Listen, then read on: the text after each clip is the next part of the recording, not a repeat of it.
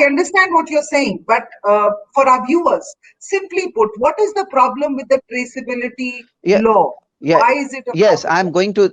Yes, I'm going to that part only. Now, this WhatsApp has filed a suit in Delhi High Court. It says, that it is something, a kind of, encroachment upon the privacy of the citizens of this country, because our Constitution of India under Article 21, it gives, rights to the citizens to have the right to privacy. Right, Under Article 19, it gives, the freedom of speech and expression. right. So, as per the petition filed by this intermediary, it says that it is complete violation of the constitutional rights of the citizens of this country. And secondly, they express their difficulty in handling the originator, because in India we have more than 50 crores of people using intermediary like WhatsApp. And to have the access to all of them will be very difficult. They are also taking the defense of a Puttoswamy case of 2017, which was decided by the Honorable Supreme Court, which said that privacy of the citizen should be protected. So they say that if we go and encroach upon the individuals, citizens who could be posting certain their posts or whatever in the social media, so it will be something we will be encroaching upon their personal rights, so their privacy can be can get affected. So this is what they are Fair enough. claiming before the Delhi High Court. Amita, what this is the same WhatsApp, which in January changed its own rules, right? Its own privacy policy.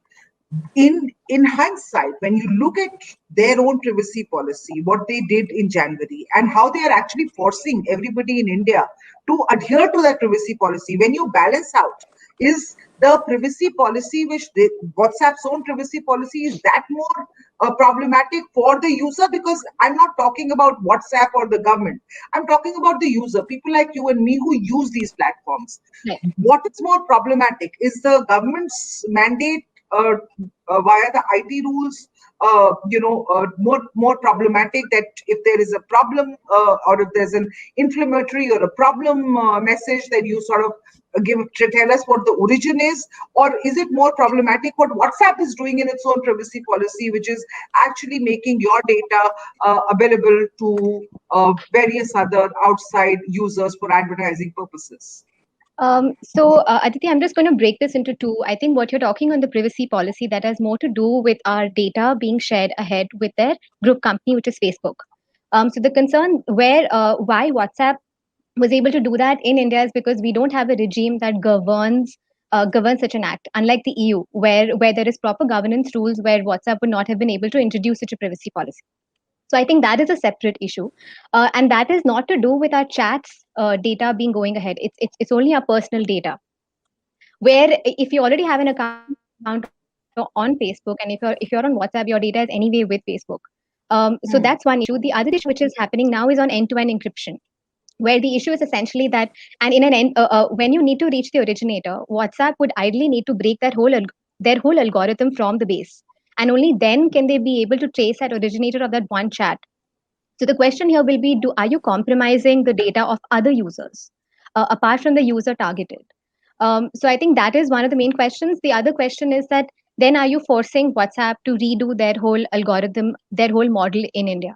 There are, as I said, a lot of other rules, but with the traceability clause, the government of the day can crack down on political opponents, on critics. So the citizens need to be protected. But it's also imperative that some sort of checks and balances need to be put in place, so that people just don't write anything and create any kind of Right. nonsense, any kind of mayhem in society at large. So how do we ensure that golden balance? I think this word "fine balance" is just the right expression. I've come up with something called TAG, which is basically transparency for both corporates and governments. A, for accountability of platforms, but subject to the safe harbor provisions being in place. And the last is a robust and independent grievance redressal mechanism along with dispute resolution. So the new rules have actually tried to bring in place this, but I think there's a lot more work to be done. But if I can also add, I think one very important point is that we must remember we need a model that marries innovation with regulation.